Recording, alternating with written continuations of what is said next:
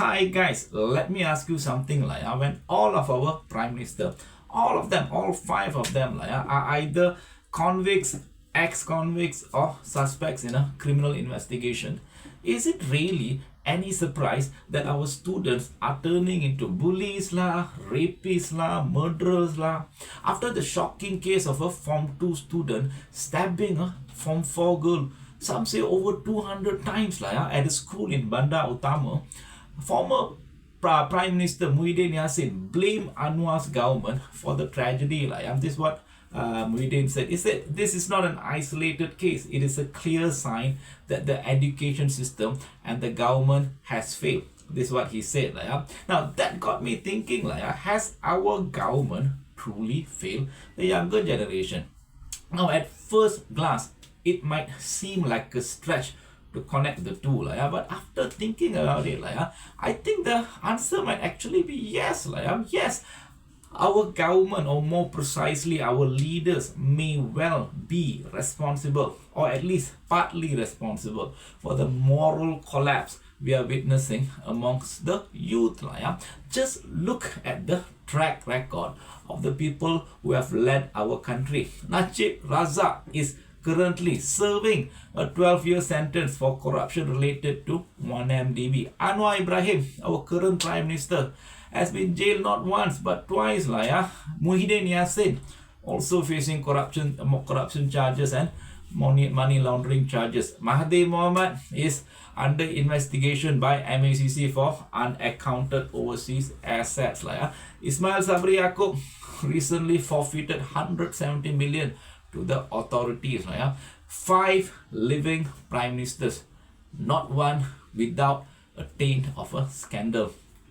Now, if you think about it, the only organization whose leadership's resume could rival the head of our government is actually the mafia or the triad.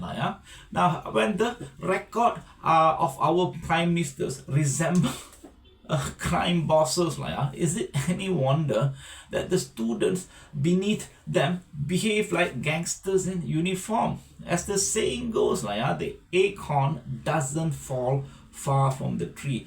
The fish rots from the head. The chickens always come home to roost, and we will reap what we sow.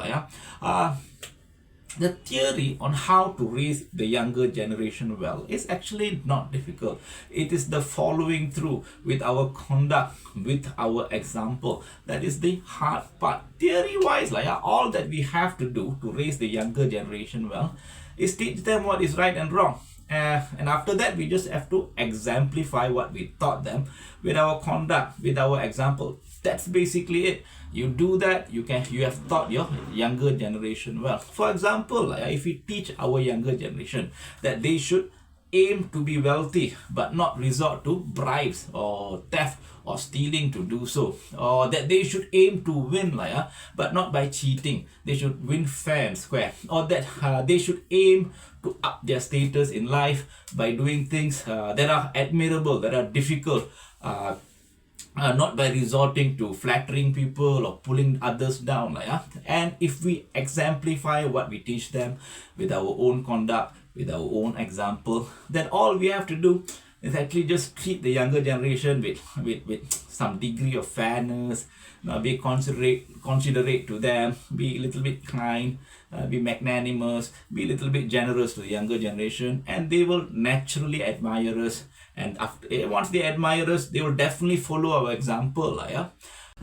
The problem with our leaders is that they teach our younger generation to not take bribes to not cheat to not steal but instead work hard, develop their talents and character, and learn how to generate value. But then they get caught doing things like taking bribes flattering cheating breaking their words, or pulling others to win, to gain riches, to gain power and authority, or up their status. So in the end, what the younger generations learn from them is that it doesn't matter how you win, how you gain power, how you up your status. Once you have won, once you have become rich, you become a Datuk Sri or a Tan Sri or a minister, and everybody will forget that you have committed all sort of wrongdoings.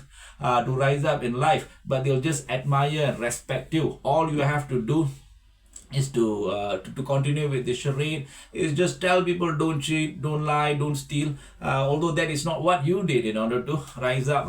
When the older generation themselves got to the top the wrong way, but then they advise the next generation not to commit the same wrongdoing to get to the top.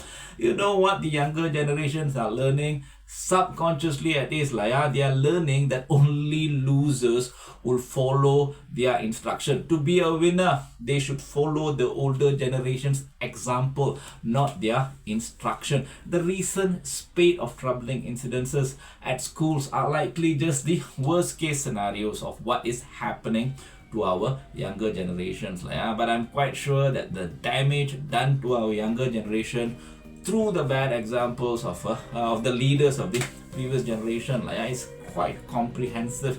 The examples of the leaders of the older generation are teaching the younger generation is likely what riots and mafia organizations teach their new recruits about how to be successful, how to gain power, how to win, or how to rise to the top.